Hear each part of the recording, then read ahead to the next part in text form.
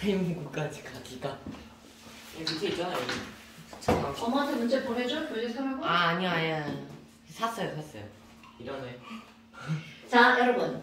우리 분자 간의 힘은 크게 세 가지로 나누어 본단 말이죠. 자, 분자 간의 힘 이제 배웠으니까 어떤 힘이 있어?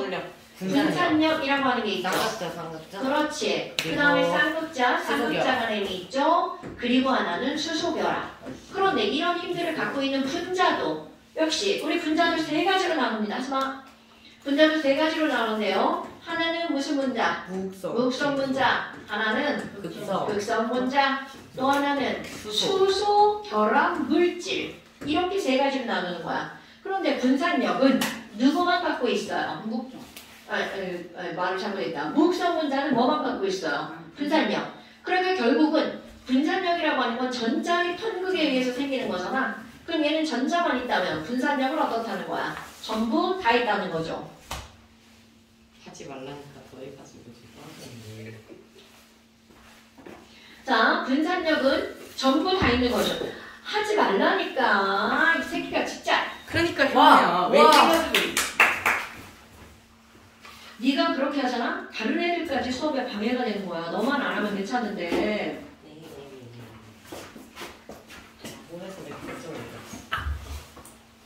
자, 분산력은요. 무극성 분자, 극성 분자, 수결합 물질 모든 전자를 갖고 있는 물질에는 어떻다고요? 다 존재하는 힘. 그럼 쌍극자 간의 힘은 무극성 분자는 없지만 극성 분자와 수소결합 물질은 있는 거죠. 그럼 수소결합 물질은 얘는 이렇게 되는 거죠. 그런데 너네 봐. 이렇게 하면 무조건 수소결합 물질이 끓는 점이 높을 것 같잖아요? 그런데 이런 것들을 비교할 때는 어떤 전제 조건이 들어가는 거냐면 분자량이 비슷한 다른 물질보다 라는 전제 조건이 들어가는 거야. 그럼 그 전제 조건이 사라지게 되면 분산력이라고 하는 이 무극성 분자가 분산력밖에 없지만 이 힘이 월등히 클 수도 있다라는 것. 요거 하나만 기억하시면 여기를 문제를 풀 때는 지장이 없을 거고요. 그럼 아까 좀 고민했던 게 어떤 문제야? 이번에 기억 좀 설명해 주세요. 이번에 기억만. 이번에 기억. 물에 끓는 점이 HCl보다 높은 것은 둘 다 극성 분자잖아. 네. 그럼 둘 다 극성 분자인데 근데 H2가 H2는 수소결합 물질이야. 수소결합 물질이죠. 그럼 여러분 수소결합 물질은 왜 따로 뺐다고 그랬어? 내가 이거 처음에 설명할 때 분자를 크게 두 가지로 나누면 하나는 극성 분자와 또 하나는 무극성 분자로 나누죠. 그런데 극성이 좀 센 분자를 뭘로 따로 분류한 거야? 수소 결합 물질로 따로 분류한 거죠. 그러니까 물이 HCl보다 더 끓는 점이 높은 이유는 그냥 정확하게 얘기하면 수소결합 물질이기 때문이죠. 근데 수소결합 물질이 된 이유가 뭐라고요? 극성이 좀 세서 그렇죠. 그러니까 당연하죠. 그러니까 너네 봐봐. 이거 생각 안 나요? 내가 이렇게 그렸던 거? 네. 그러니까 극성 안에 수소결합 물질이 들어가 있는 거기 때문에 수소결합 물질은 극성이 좀 더 센 거니까 얘네는 뭐의 차이라고 보는 거야? 극성의 차이라고 보는 거죠. 말장난인 거야. 그러니까 화투는 A 아니면 B다 이런 게 아니고 계속해서 말로 풀어내는 게 많단 말이죠. 됐나요? 자, 그 다음에 어떤 거? 이번에 니은요? 자, 이번에 니은 볼까요? HCl은 극성 B가 작용하지 않는다. 여러분, 자, B는 그림 보니까 애들이 둘이 어떻게 생겼어? 똑같이 생겼죠? 그렇지. 그러니까 B는 무슨 역을 설명하는 거야? 무극성 분자에는 어떤 힘만 작용한다고요? 분산력만 작용한다고요. 그러면 자, 요거 한번 볼까? 얘가 분명히 무극성 분자였어. 그럼 예를 들어서 이게 Cl2였어. 그럼 Cl2여도 얘네들은 뭐가 생긴다고요? 홀마가 생겼다는 거잖아. 왜? 전자가 한쪽으로 어떻게 됐기 때문에? 쏠렸기 때문에. 됐나 여러분? 그럼 이렇게 전자가 쏠려서 생긴 일시적인 극성을 그냥 쌍극자가 아니라 앞에 어떤 쌍극자라는 말이 붙는다고요? 자, 여러분 그냥 쌍극자라고 하면 그렇지, 순간 쌍극자 또는 유발 쌍극자 또는 유도 쌍극자라는 말이 붙는다는 거죠. 맞다. 됐어요 여러분? 요런 거 까먹으시면 안 됩니다. 단어들은 새롭게 나오는 것들이기 때문에 꼭 기억하셔야 돼요. 그러니까 여러분 분산력은 그 어떤 분자에도 다 작용한다는 거죠. 그러니까 니은번 바로 뭐야? HCl은 극성 분자지만 걔한테도 무슨 역은 있다고요? 분산력은 있다고요. 자, 다시 한번 B에 작용하는 요 힘은 B 힘은 무슨 역을 말하는 거라고요? 분산력을 말하는 거라고요. A가 쌍극대 선호대. 그렇지. A가 쌍극자 간의 힘을 말하는 거고요. 됐어요? 자, 다시 한번 여러분 모든 분자는 분산력을 다 가지고 있다는 걸 까먹으시면 안 됩니다. 이렇게 쉬운 단어에서 문제를 풀리면 안 돼요. 자, 그 다음 또. 다 됐나요? 오케이. 그럼 지난 시간에 설명한 단어 볼까요? 길지 않은, 조용히 하면 자는 거고 안 조용히 하면 딴짓하는 거예요?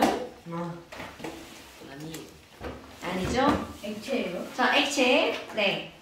액체 지난번에 뭐까지 했었어? 그래프까지 했었죠? 그럼 이번에는 다시 한번 볼까요? 여러분, 우리는 액체라고 하면 뭐를 주로 다루는 거야? 물을 다루는 거죠. 자, 김현우 씨, 물의 특성을 크게 두 가지로 구별하면 뭐와 뭐에 의한 특성? 두 가지 나누는 거야?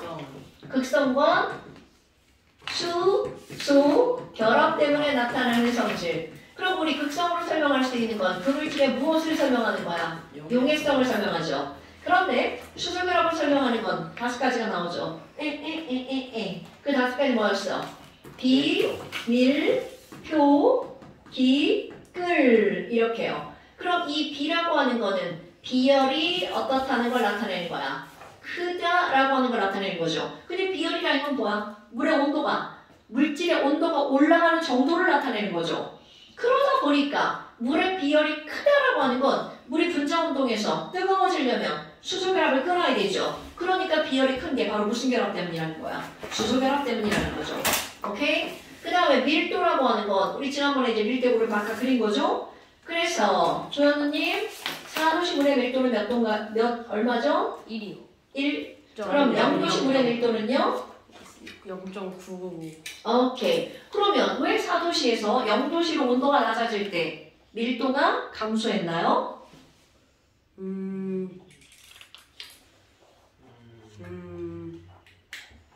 어머나. 자, 4도시에서 0도시로 갈 때 밀도가 이렇게 감소한 이유는 높이 증가.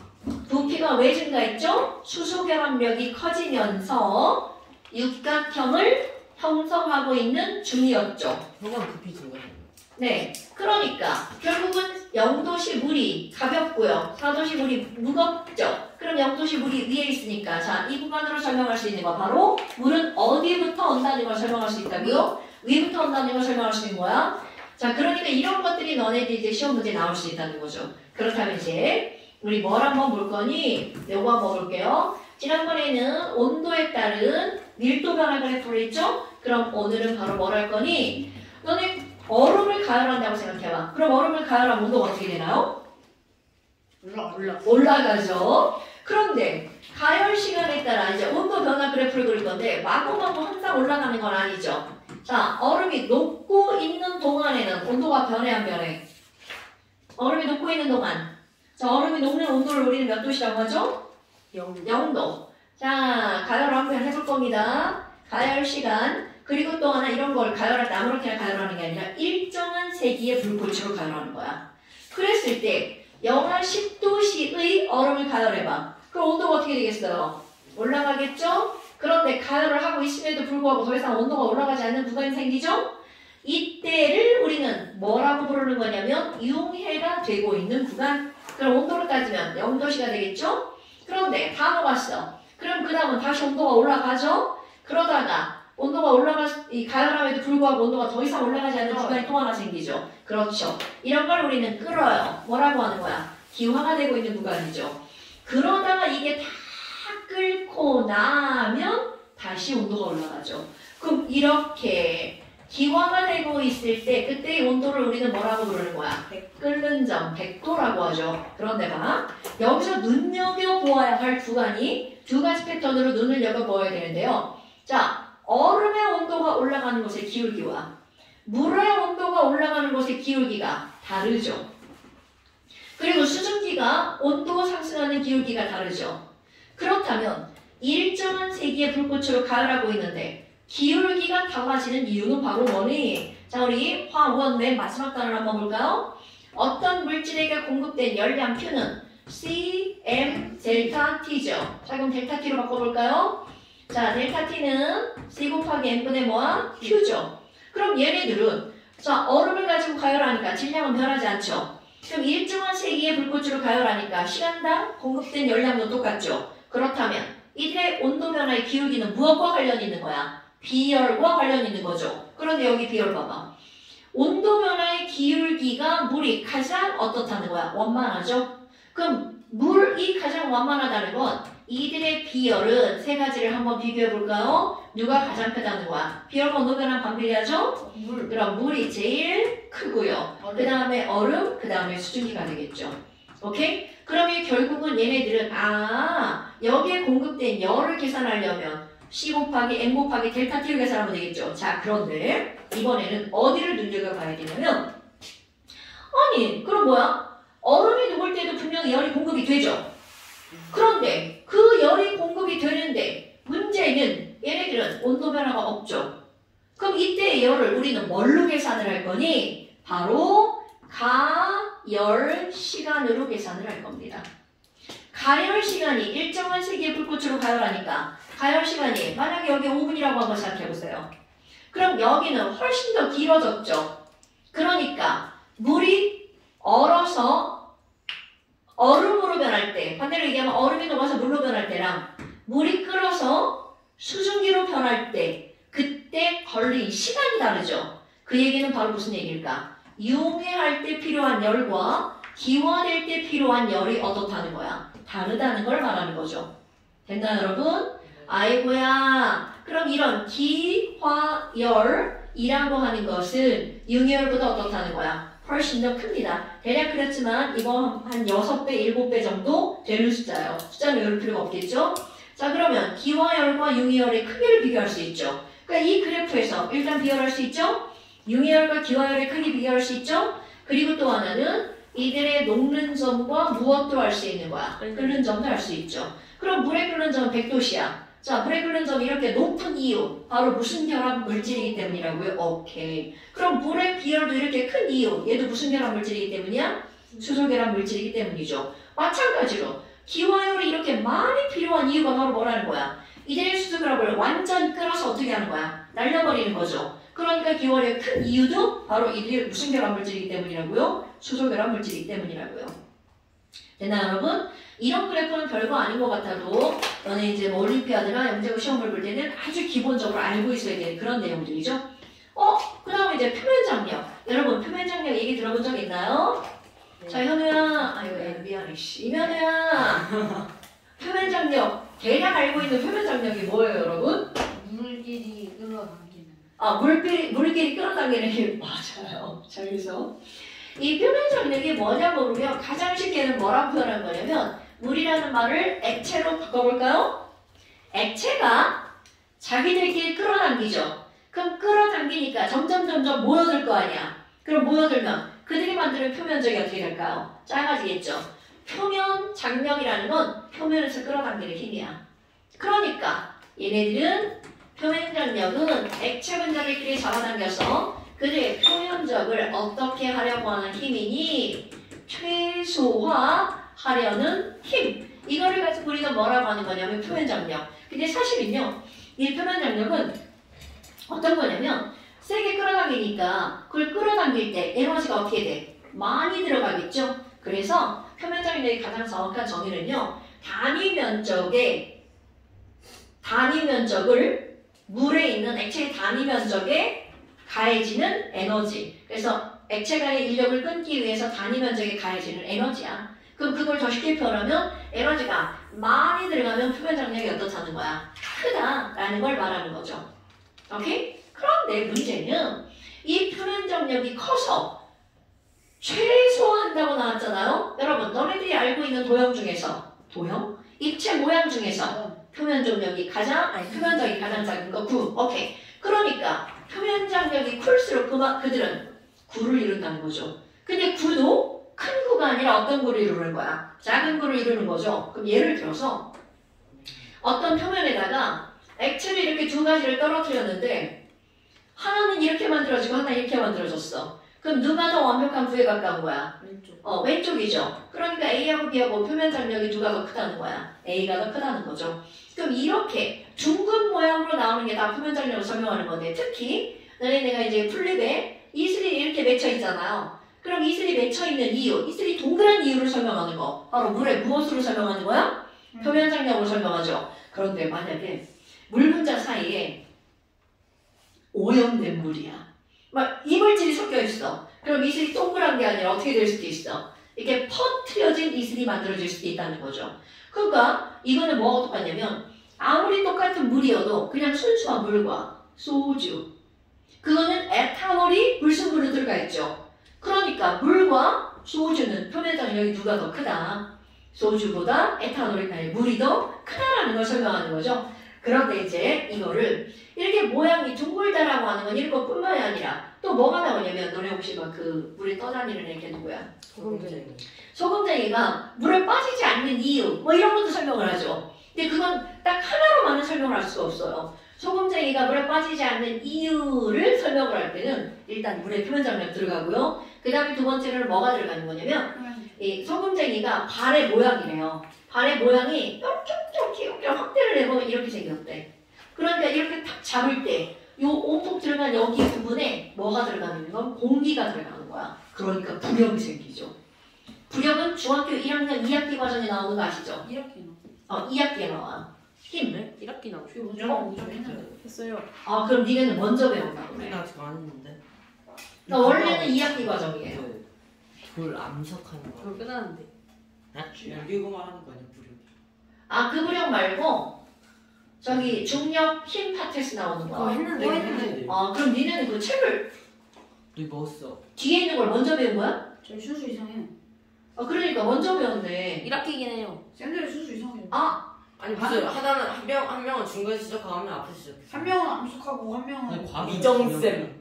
정미쌤 한 명인데. 근데 왜 그러지? 우리만 정면에 있고 미정도 있어. 그래? 음. 동의적이야, 그거. 좀 어렵게 내려고 시험. 그게 아니라 1학기 때는 시험을 안 보잖아, 너네들이. 그래서 필요한 거 빨리 배우고. 아니, 어려운 걸 먼저 배우잖아. 그럼 2학기 때 쉬운 걸 나중에 한다는 얘기지. 우리는 어려운 거 맞아요. 나중에 해야 되나? 비 겁나 커. 근데 책을 순서대로 나가는 게 맞아. 저렇게 막다 보면 안 돼. 그니까요. 그러니까. 발표시켜요. 왜냐면 교재라는 거는 뭔가 이게 유기적으로 연결되도록 만든 게 교재거든. 뭐 여하튼 그럼 이런 것들이 있어요. 뭐 부력인데 나중에 나올 거고요. 이거 말고도 또 다른 원인이 있지만 일단 우리는 표면 장력을 배우는 거죠. 그런데 자 이제 아주 단순하지만 중요한 거 여러분 표면 장력이라고 하는 거를 설명할 때 어떤 게 설명이 나오냐면 물 위에 바늘 띄우기 이런 거 들어봤어요? 바늘은 뭘로 이루어져 있어? 철. 그러니까 철은 밀도가 물보다 훨씬 더 크죠. 그러니까 당연히 걔는 어떻게 돼야 돼? 가라앉아야겠죠. 그런데 그 가라앉지 않는 이유가 뭐니? 자, 내 손가락이 수소결합이라고 생각해봐. 그 수소결합 위에다가 이렇게 뭐를 올려놓은 거야? 바늘을. 그럼 너네 바늘 띄워본 적 있어요? 네. 진짜요? 어떻게 띄웠어? 눕히면 되는 거 아니에요? 오늘 집에 가서 해보세요. 그냥 눕히면 절대로 안 뜹니다. 왜냐하면 바늘은 한쪽은 굵고 한쪽은 얇잖아. 무게중심이 안 맞기 때문에 그냥 떨어집니다. 그럼 그거를 너네 바늘 띄울 때는 어떻게 해야 되냐면 휴지 한 장을 먼저 띄운 다음 그 위에다 바늘을 놓잖아요. 너무 쉬운 거 아니에요? 그러면 손가락에 그럼 휴지에 의해서 얘가 떠 있다가 휴지는 물 먹어서 그대로 내려가죠. 그러면 누구만 떠 있냐면 바늘만 떠 있어요. 왜요? 재밌겠다. 내가 좀 아까 뭐라 그랬죠? 표면 장력. 무게중심이 맞지 않으면 당연히 밀도가 크니까 떨어지겠죠. 이건 무게중심 빼도 무게중심 안 맞잖아요. 아니지. 휴지 위에다 일단 올려져 있었던 상태잖아. 그런데 얘가 떨어지니까 올려가 있으면 벌써 무게중심 맞는 거 아니에요? 예삐. 자, 집에 가서 해보세요. 그럼 여하튼 중요한 건 떠 있다라는 거죠. 그런데 어떤 시험 문제 나올 수 있냐면요. 자, 이렇게 큰 그릇에 물을 받아놓고 그 위에다가 하드보드지를 이렇게 별 모양으로 오려봐요. 그럼 하드보드지는 물 잘 안 먹죠. 그러니까 얘를 띄우면 뜬단 말이야. 네. 그런데 이걸 띄우기 전에 어떤 일을 할 거냐면 수정액 있죠. 수정액으로 이 별 모양에 한쪽만 이렇게 발라서 약간 홀로 올라오게. 그럼 이것도 저거. 같은 방향으로 자 여기 있으면 여기죠? 그러면 여기 그렇지. 같은 방향으로 다 이렇게 해주는 거야. 하이탑에서 나왔는데. 네. 그러면 이렇게 하고서 이거를 물에다가 이렇게 띄울 거야. 이게 뭐야? 그럼 물에다가 띄우면 이제 그 다음 시험이야. 그 다음 시험이야. 하이탑. 여기 중간에다가 에탄올 있죠. 에탄올을 떨어뜨려. 조금 한 방울이 아니라 조금 많이 떨어뜨려서 흘러내려가게. 그럼 이 에탄올이 지나가다가 여기에 막혀서 못 떨어지죠. 자, 이거 원리를 알아야 돼. 그럼 에탄올은 어디로만 떨어지는 거야? 바로 요것의 반대편으로만 떨어지죠. 근데 내가 조금 아까 뭐라고 그랬냐면 이 물에 이물질이 끼면 거기는 표면 장력이 어떻게 된다고요? 약해진다고요. 오케이. 그럼 너네 봐봐. 상상을 하는 거야. 밑에 있는 물 분자들만 지들끼리 졸라 당기고 있어. 그런데 여기 에탄올이 내려오면서 여기만 끊겼어. 그럼 끊기면 너네 줄다리기 하다 줄이 끊어진 거하고 똑같은 거죠. 그러니까 이거를 기점으로 해서 이쪽에 있는 물은 왼쪽으로, 오른쪽에 있는 물은 오른쪽으로 움직이겠죠. 그러니까 여기 있던 요 별 모양은 왼쪽에, 끊어진 왼쪽에 있는 거죠. 그러니까 얘가 어느 쪽으로 움직여? 왼쪽으로. 그럼 여기도 마찬가지로 이렇게 움직이고요. 여기도 이렇게 다 이렇게 움직이면 별 모양이 전체적으로 시계 반대 방향으로 회전하겠죠. 네. 저도 화장실 가고 싶어요. 아니 쉬는 시간 하면 네, 다녀오세요. 말이야 왜 잘하겠어. 저 화장실에 못 가는데. 왜? 애들이 불 끄고 칠 거 같아. 현우 비싸네. 불 끄고 칠 거. 휴지 갖고 가. 불 끄고 치면 안 되지.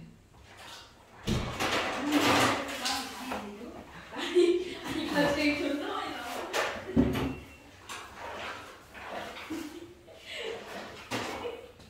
야 저기 아무도 들어갈 수 있어. 이게 책이 있고 그럼 나 이거 바본가? 지금 중 1중에 하원 들어간 거 있어요? 어디? 지금 중 1중에 하원 들어간 거 있어요? 시작하는 방법도 있지. 아니야? 야저 시계 뚝딱거리는 소리가 너무 무서워. 아니 아니 심지어 거기에 그려져 있는 그림도 비교해가지고 무서워. 얼음이 커가지고 안 들어가네.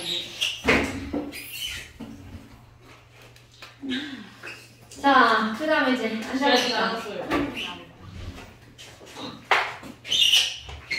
왜 또 얼음 차고 돌아? 야 그래야 시계만 보고 나와. 왜 왼쪽에 시계 있어? 왼쪽이 무서워. 저 혼자서 뚝딱거리는데 개 무서워.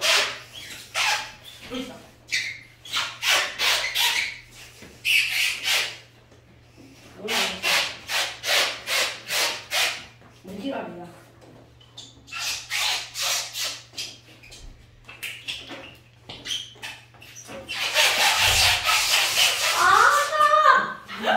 장애식. 니네 완전 장애지. 장애인. 아 선생님 얼음 풀었어요. 어디? 영상 안 찍어. 자, 얼음을 밟으면 뭘로 변해? 물이요. 그 이유. 가해지면. 그 이유로 압력이 가해지면 부피가 육각형이 깨져서 물이 되는 거야. 그 와중에 이걸 좀 봐. 자, 그래서 제가 떨어뜨린 거예요. 너물 떨어뜨렸잖아. 아, 새끼야. 얼음 좀 자, 앉으세요. 네 지금 이거 다 찍혔어요. 아니요, 앉으세요. 뭐야? 자, 앉으세요. 아까 수업합니다. 꺼놓고나서 바로 켰거든요. 열어. 애들 목소리. 자, 수업합니다. 수업합니다. 일로 앉아. 컴플스가 왜 두 개? 아니, 제발 말 좀 들어. 자, 맞아 앉아. 현우야 왜 이렇게 말을 안 들어? 이게 빼면 안 돼요. 우리 세 명만 있어도 잘 될 것 같은데. 하나가 좋네. 하나가. 자. 현우 벤져스. 지랄하지 말고. 자, 그 다음에 이제 나오는 게 뭐가 나오냐면 모세관 현상. 모세. 그러면 이 모세관 현상이라고 하는 것도 어디선가 들어보지 않았나요, 여러분? 네. 그거 작은 거 엄청 모세혈관, 모세혈관. 엄청 엄청 가느다란 엄청 빠르게 올라가는. 우리 집에는 없지만 이게 엄청 식탁에 가느다란 어. 어쩌고 가장 대표적으로 식탁에 유리가 깔려 있는 집. 그잘 사는. 그게 어떻게 무슨 식탁에 유리 있으면 잘 사는 집이에요? 가장 위에. 몰라. 제가 그래서. 저 대리석 시적인데. 내리석이 더 좋은 거 아니야? 그러니까. 자, 우리 집은 나무라 유리가 안 깔려 있어요. 울퉁불퉁한 나무라. 천연나무예요. 비싼 거 아니에요? 뭐 코팅도 안 하고 아니에요. 그냥 가져온 거 아니에요? 엄청 좋은 거 같은데. 코팅도 안 해서 애가 이렇게 휘어졌어요. 그런 게 좋은 거 아니에요? 그런 게 좋은 거야. 자, 여하튼 저희 집에 식탁에 유리가 깔려 있다면이야. 맞아요. 깔려 있다면 여기 책상에 없어 실험을 못 하는데 아, 이게 유리가 깔려 있으면 유리와 식탁 사이가 매우 좁은 틈이 되죠. 그 옆에 이렇게 여기 면에다가 물방울을 이렇게 떨어뜨리잖아요. 그럼 눈에 보이게 쫙 빨려 들어갑니다. 그런 게 바로 모세관 현상인 거야. 오케이? 그럼 모세관 현상의 원리를 한번 설명해 볼까요? 자, 물에다가 저 이제 관을 좀 넓게 설명해야 되니까. 그럼 여기 이렇게 나와 있는데 여기서 또 두 가지 힘이 용어로 하나가 나오는데 뭐가 있냐면 여러분 지금 우리는 뭐 분산력 이런 것들 얘기했잖아. 근데 액체에서 어떤 말이 나오냐면 물과 물끼리 액체 분자끼리 끌어당기는 힘 이런 걸 우리는 물과 물의 인력을 뭐라고 부르냐면 이거 용어입니다. 다 들어봤을 거야. 응집력이라고 하는 말로 설명합니다. 그런데 물과 유리와의 인력이 있어. 그럼 이거는 서로 다른 물질 간의 인력이죠. 자, 이렇게 서로 다른 물질 간의 인력을 우리는 뭐라고 부를까요? 이거는 자, 꼭 기억하셔야 돼요. 부착력이라고 부릅니다. 자, 다시 한번 같은 물질끼리 끌어당기는 힘을 우리는 뭐라고 부른다고요? 응집력. 응집력. 서로 다른 물질이 끌어당기는 힘을 부착력. 근데 너네 봐봐. 이거 유리관입니다. 물과 유리인데 물이 세게 끌어당길 것 같아? 물 유리가 세게 끌어당길 것 같아? 물. 그럴 것 같지만 아닙니다. 우리는 지금 계속 수소결합력을 너무 강조해서 배웠기 때문에 그런 거고요. 실제로는 물보다 물과 유리가 더 세게 끌어당깁니다. 그럼 이 말은 뭘로 바꿔야 되냐면 응집력보다 무슨 힘이 더 크다는 거야? 부착력. 부착력이 더 큽니다. 그럼 이제 우리 상상을 한번 해볼게요. 자, 물이 여기 있는데 유리가 여기 있단 말이야. 그럼 유리가 물을 끌어당겨요. 자, 물아 이리 와. 물 이리 와. 그러면서 끌어당기죠. 그럼 물이 하나가 올라갔다고 쳐봐. 분자 하나가. 그럼 그 뒤에 있는 물 분자가 나도 같이 가. 나는 너 응집력으로 너 좋아해. 그럼 끌려 올라가죠. 그럼 이게 끌려 올라가면 또 뒤에 있는 유리가 얘를 또 끌어당기죠. 그러니까 결국 어떤 일이 벌어지냐면 얘네들은 계속해서 이렇게 딸려 올라가는 이런 모양이 만들어지는 거야. 그러니까 여기 있는 이 유리가 물을 끌어당기는 부착력이 먼저 시작이 되죠. 그리고 나서 그거를 따라가는 물끼리의 응집력에 의해서 딸려 올라가죠. 근데 문제는 이렇게 된다면 영원히 끌어올려 가야 되겠죠. 그런데 물이 올라가면 안팎에 높이 차이가 생기죠. 그럼 이것이 아래쪽으로 작용하는 뭐가 생기는 거야? 중력이 생기죠. 그러니까 위로 해야 되잖아. 다시 말하고? 아니. 그렇죠. 같아질 때까지 끌어당기는 거죠. 자, 부착력과 응집력에 의해서 위로 올라가 버리죠. 그리고 아래쪽으로는 뭐가 작용하는 거야? 중력이 작용하죠. 그럼 그 둘의 크기가 같을 때까지 위로 올라가겠죠. 그런데 여기서 중요한 거 여러분 응집력보다 부착력이 더 크기 때문에 자 유리를 넣으면 유리와 접촉하는 부분의 높이가 중앙의 높이보다 어떻다는 거야? 더 크다는 거. 이거 까먹었네? 그러니까 모든 유리 제품 지금 집에 가서도 금방 확인할 수 있어요. 유리 제품에다 보잖아? 그럼 여기와 접촉한 부분은 전부 다 위로 어떻게 될까요? 다 올라가 있습니다.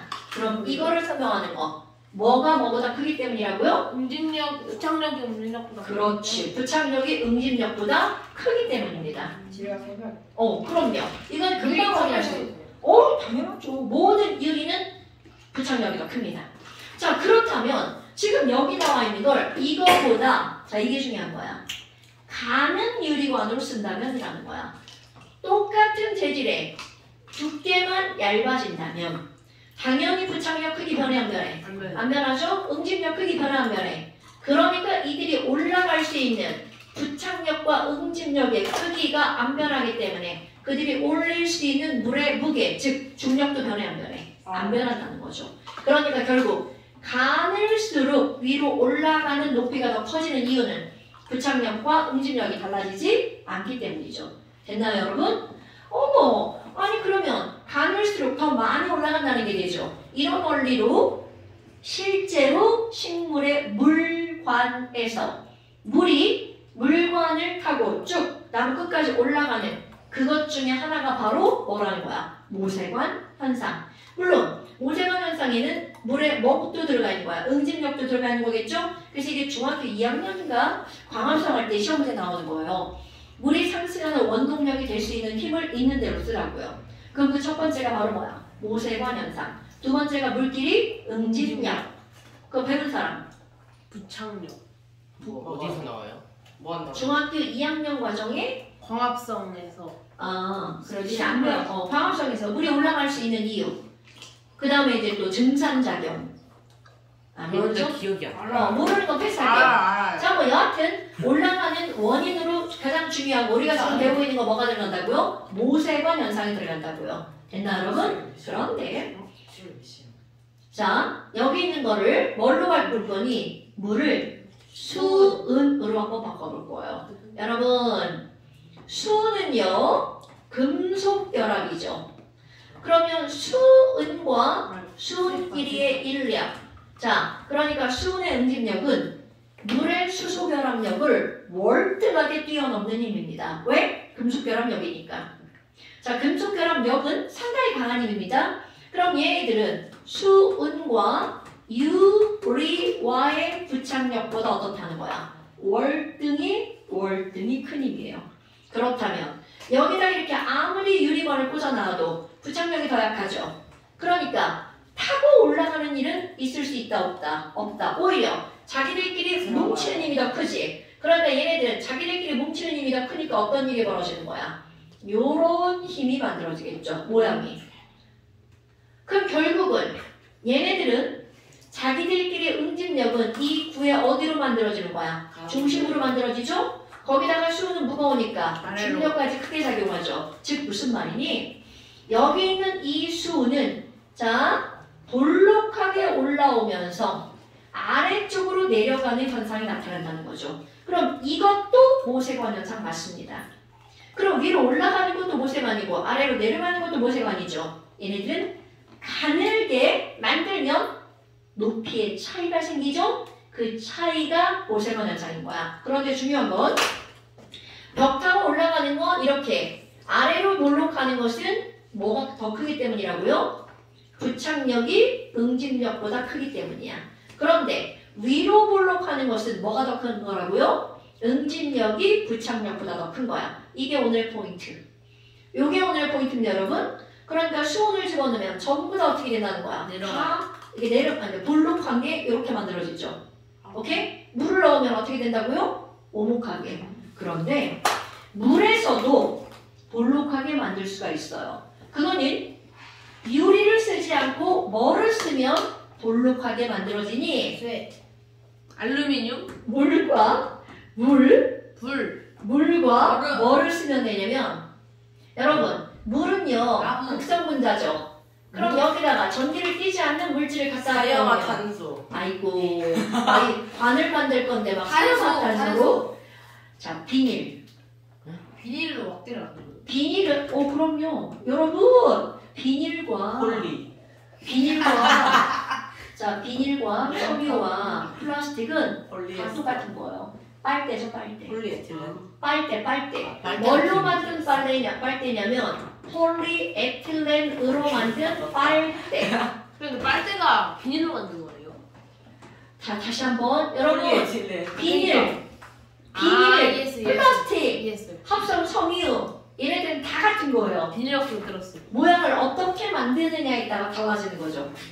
자 그러니까 이렇게 하면 물과 폴리에틸렌 비닐관이죠. 그럼 이 비닐관과의 부착력보다 물과 물의 뭐가 더 큰 거야? 응집력이 더 큰 거죠. 그러니까 이렇게 실험하면 어떻게 된다는 거야? 이렇게 된다는 거죠.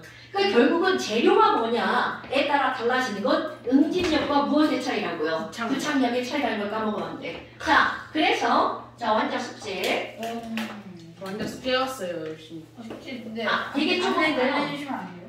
왜요? 완자 숙제를 어떻게 안 내죠? 숙제 안 했네. 이거 왜 이러죠? 숙제 안 할 수 있지. 자, 완자 숙제는요. 축구공. 왜 이렇게 안 넘어가? 이런 행복이. 자, 완전 숙제 57페이지. 네? 50일 숙제였어요? 아니 이제 시작이라고. 자, 57페이지. 아니요. 그럼 한번 가요. 한번 가. 자, 완전 숙제 일단 57페이지고요. 맨날 얘 시험 물어봐. 아, 나는 또 57, 60, 60 66, 67. 64 아니에요? 아니에요. 아니지. 자, 57, 딱 60. 60, 원래 없는 건데. 66, 67. 제가 적을까요? 증기하면 안 배웠는데요? 이제 지금 할 거예요. 57, 60, 66, 67. 몇시 끝났는데? 자, 그 다음에 9시 반. 증기 압력이라고 하는 걸 볼게요. 아유 어렵다. 좀만 기다려주세요. 숙제 체크해야 돼요. 어? 몇 페이지까지? 어? 뭐 아니야. 뭐야 공과자. 이걸 뭐 하려고 그랬어? 왜 가지고 오는 거야? 자, 처음 가져왔는데. 좀 설명합니다. 공을 왜 갖고 왔어? 오늘 처음 가져왔는데. 줘봐. 선물 받았다고? 뭐야? 처음 가져왔다고. 사인볼이야. 사인볼이야. 자, 여러분. 선물. 단원의 제목은 그만.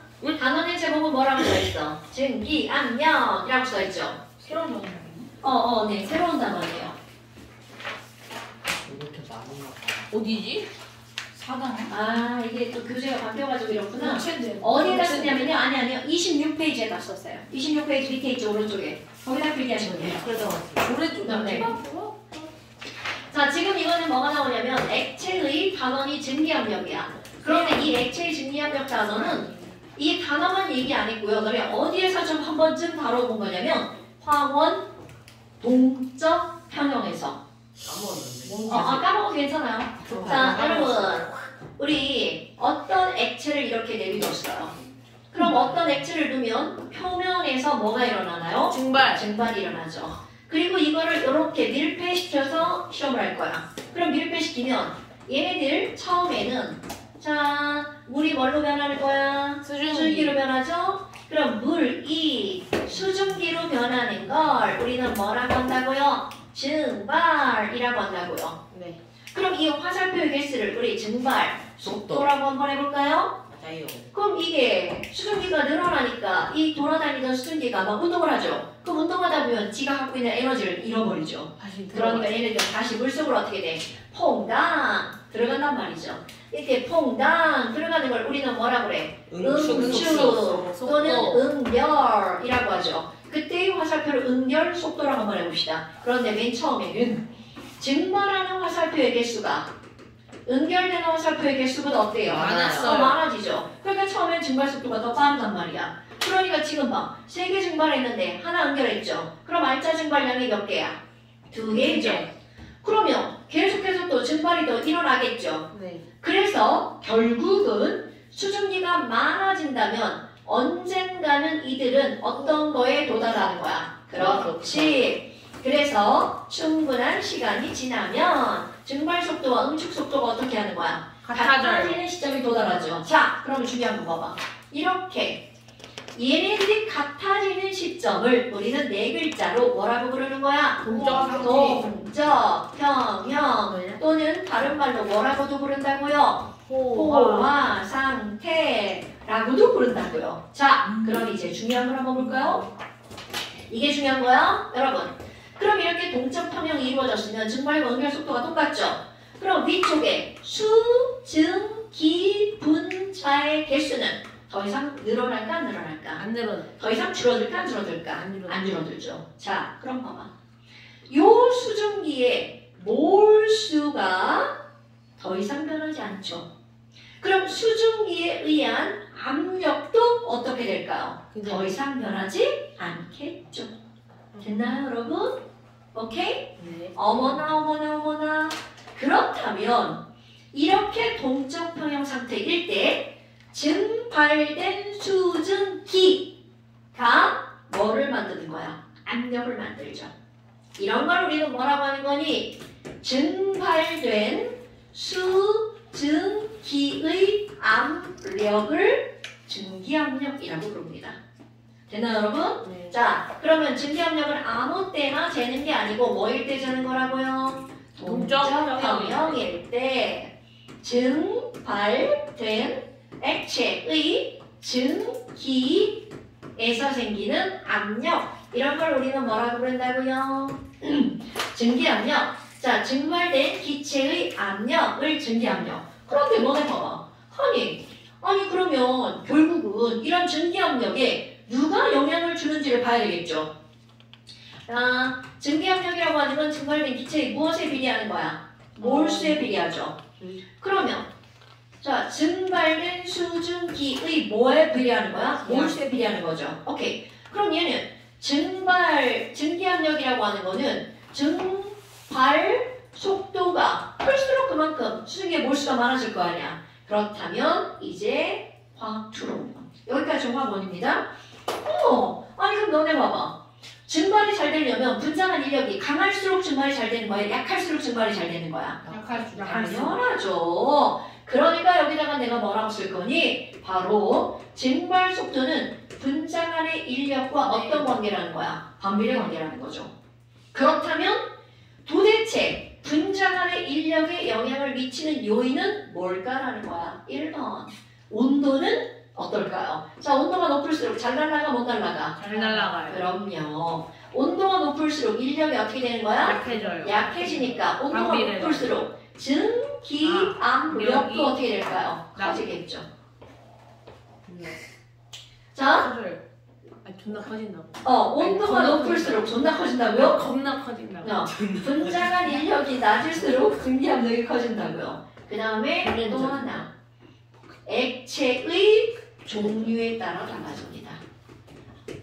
오케이? 그럼 온도가 똑같으면 물이 증발이 더 잘 될까? 에탄올이 증발이 더 잘 될까? 오케이. 그러니까 액체의 종류도 인력이 약할수록 어떻다는 거야? 증기압력이 커진다는 얘기가 되겠죠. 그러니까 결국 무슨 얘기니? 분자 간의 인력, 즉 증기압력에 영향을 미치는 요인은 딱 두 가지밖에 없는 거야. 온도와 액체의 종류. 오케이? 그래서 어떤 사람이 야 이거 화원 그래프 그릴 겁니다.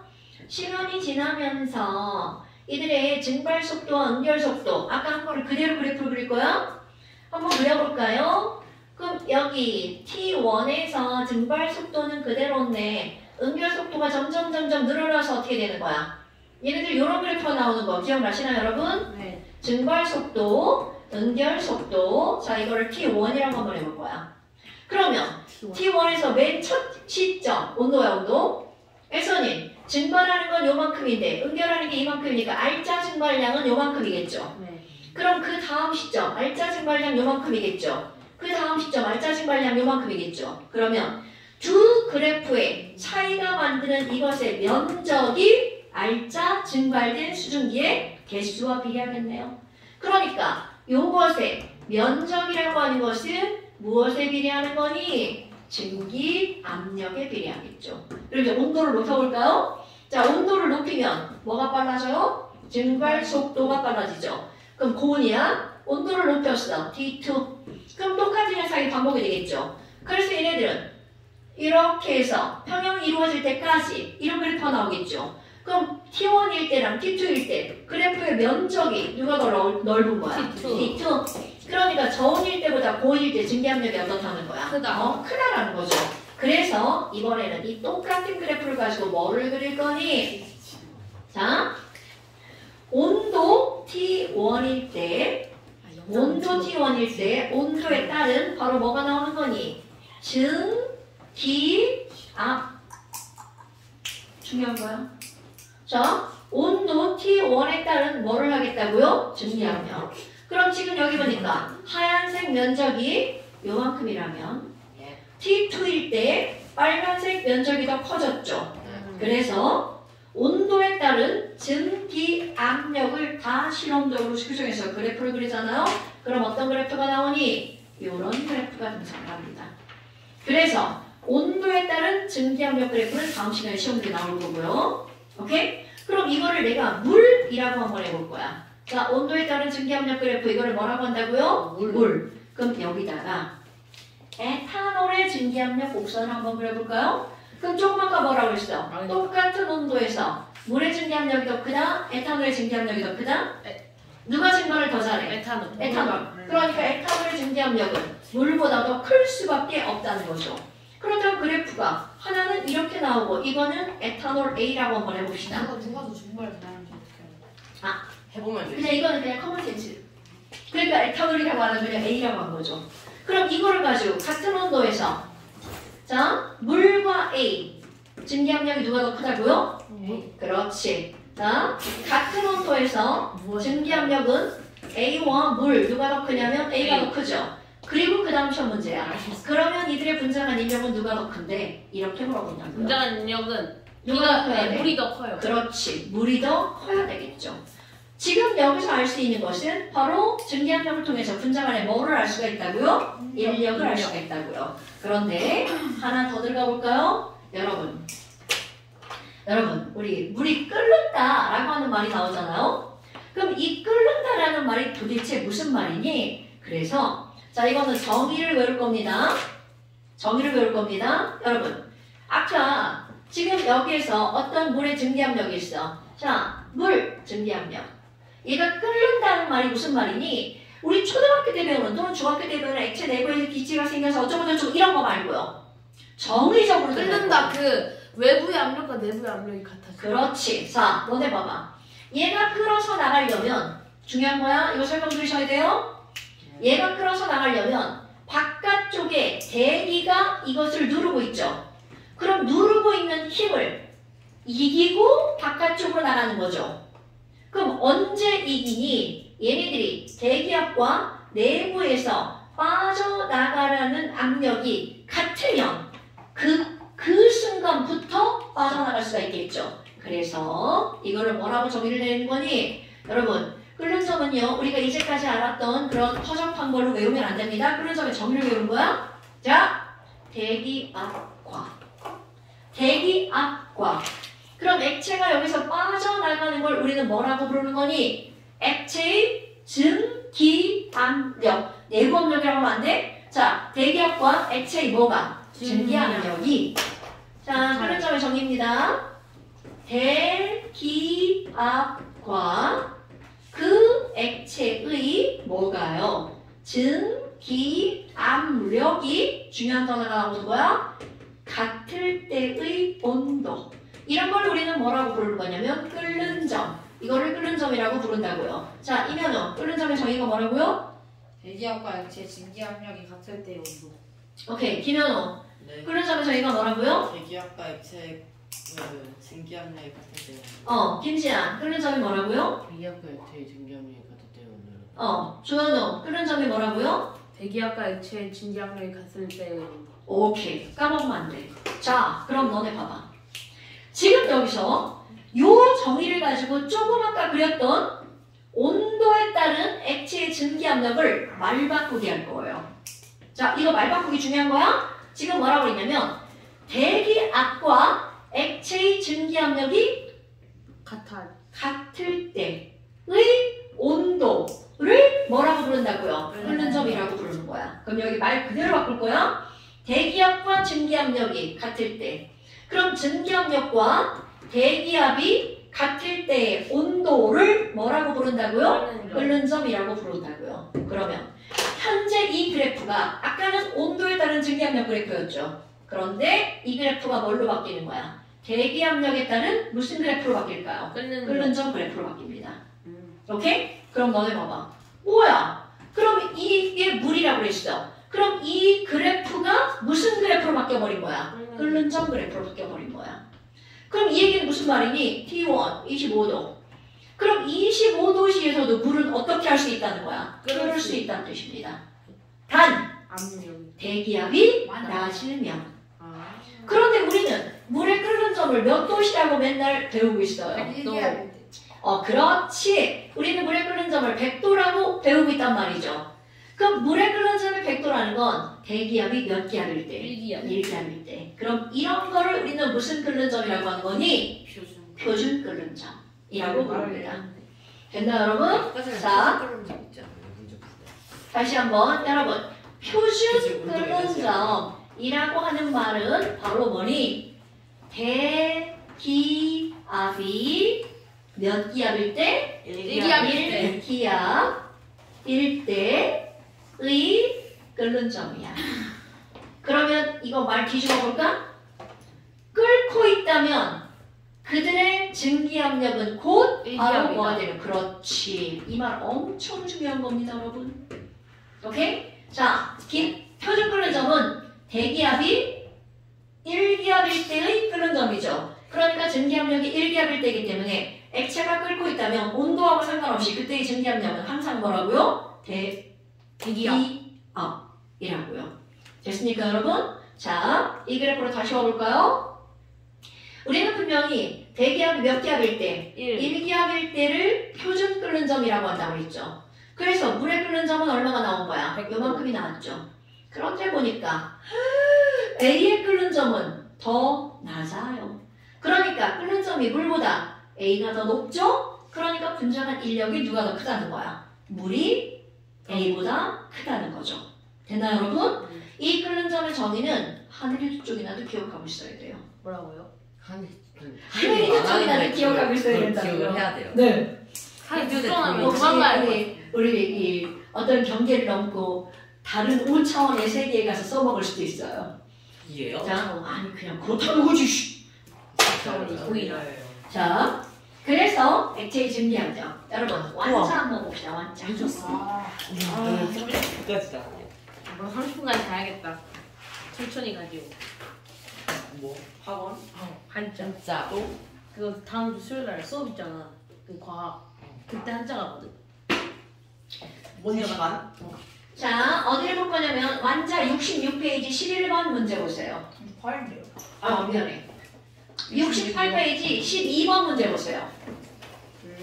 자, 68페이지 12번 문제는 지금 그린 그래프하고 어때요? 달라요. 아, 그래요. 하나가 늘어났죠? 두 개가 되잖아. 아세트산은 에탄올 다른 거예요. 뭐? 68페이지. 아니에요. 저 새끼 봐라. 아세트산과 에탄올은 당연히 다른 거 아니에요? 잘못 봤어요. 잘못 봤어요. 자, 거기 그래프가 4개가 나왔네요.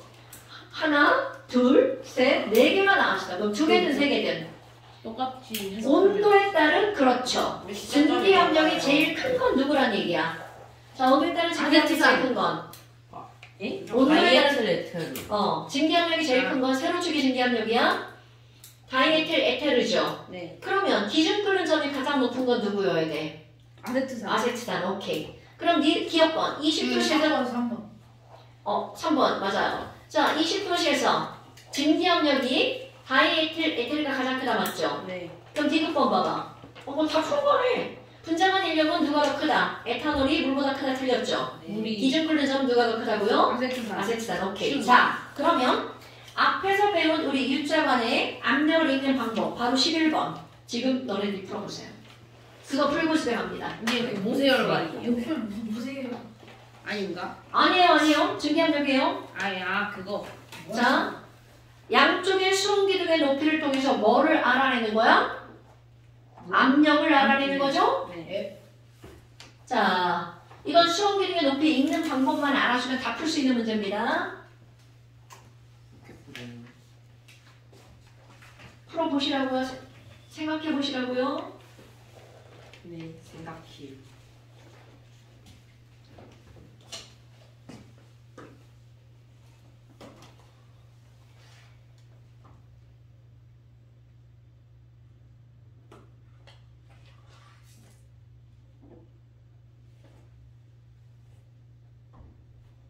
조용하게. 이거 아니에요? 이거 아니에요? 됐어요.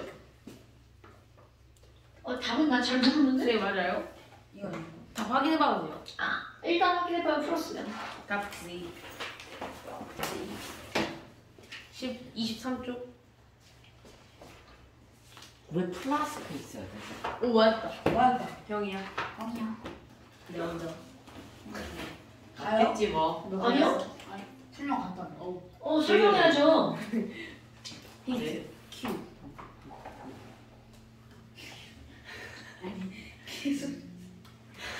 아직 왜 그래요? 그니까. 이상이야. 자, 볼게요, 여러분.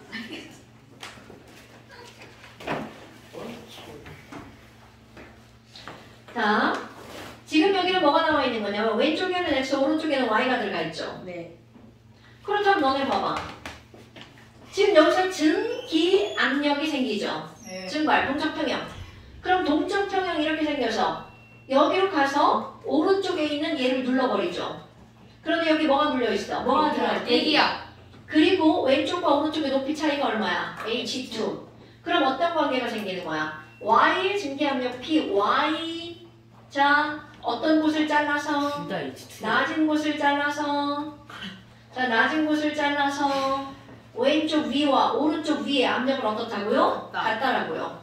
그럼 왼쪽에 PY에다가 H2만큼을 더하게 하면 뭐가 나와야 돼? 760이 나와야 되겠죠. 오케이? 그런데 여기 볼까요? 여기 볼까요? 맞은데요. 그럼 여기는 X만 이렇게 누르는 거죠. PY는 PX 더하기 H. 그렇지. 자, 그러면 지금 여기서는 이건 어떤 관계를 세운 거야? 일수기둥의 왼쪽에서는 X가 누르죠. 오른쪽에서는 누가 누르는 거야? Y가 누르죠. 그러니까 이들의 관계는 낮은 쪽을 잘라서 자, 왼쪽 위에는요. PX와 누가 함께 누르고 있는 거야? H2고 H1이죠. 그럼 오른쪽에서는 누가 PY가 누르고 있죠. 그러니까 두 개지의 두 가지 관계식이 나오는 거죠. 됐나요, 여러분? 오케이? 그렇다면 지금 여기 뭐가 나온 거야? 얘네들은요. 증기압력은 P가 더 커요. 증기압력은 X가 더 크냐 Y가 더 크냐 이걸 보는 거죠. 그런데 이거는 딱 봐도 누가 더 세게 밀었어요? Y가 더 세게 밀었죠. 그러니까 Y가 증기압력이 더 클 거고요. 그 다음에 뭘 보러 왔어? 증발. 자, 얘네들의 증발. 증발 속도. 그럼 이건 증기압력이 클수록 증발 속도가 낮아지겠죠. 그 다음에 이제 저거 숫자 정리하는 게 나오겠죠? 증기압력은 X의 증기압력은 이렇게 나왔죠. 그럼 X의 증기압력은 여기다 뭘 갖다 집어넣으면 돼? Y 증기압력을 갖다 넣으면 되겠죠. 그러니까 하면 나오겠죠. 해줘요? 맞아요. 그럼 760 빼기 H2가 여기에 들어가면 되겠죠. 그리고 760 빼기 H2고요. 그럼 H1 넘어가면 빼기 H1 이렇게 되겠네요. 됐어요? 네. 그러니까 이런 것들은 일단 첫 번째 뭐를 너네들이 읽을 줄 알아야 돼. 수용기둥의 높이를 읽을 줄 알아야 되겠죠? 그 다음에 증발 속도를 분산한 인력과 반비례한다는 사실 하나를 알아야 되겠죠. 숙제도 없죠. 숙제 더 없어요. 자, 잠시 없어요 어렸을 때? 잠시 있죠. 몇 줄 추가되겠죠, 몇 줄. 어차피 해야 돼, 왜 그래. 언젠가는 해야 되니까. 네. 자, 4줄 추가 아니고 5개 추가. 11까지. 7, 8, 9, 10, 11번까지. 내가 발로 풀어도 다 맞겠다. 뭐라고? 그런가? 발로 불러. 너 발로 그래프 못 그리잖아. 자, 잠시는 있지 않고 5문제 있다. 2페이지 7, 8, 9, 10, 11번. 망했다. 수업 있으세요? 엄마한테 전화를 해봐야겠다. 있어요? 수업. 질문하러 오네, 지금. 네? 질문, 시험 질문. 너 있어도 돼. 언제 돼요? 자, 안녕히 들어가세요. 바이바이.